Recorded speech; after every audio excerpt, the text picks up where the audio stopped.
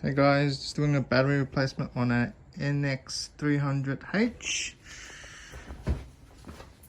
Now this model is a 2015 model. What we do here is we're going to connect the battery to the front of the car. We've got a jumper point, positives here, jumper point.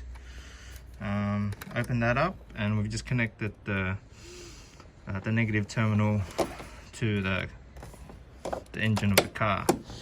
So once we connect this up, the alarm will go off, and we have to disable the alarm.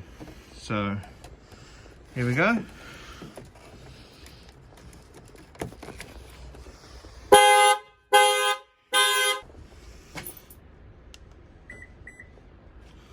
So now we use the key, we unlock the car. Because this battery is in the boot, what we got to do is we got to open the boot.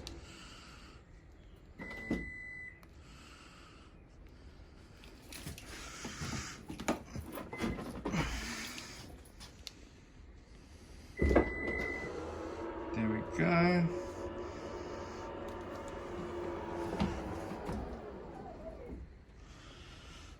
Boot is open and the battery is underneath the trunk.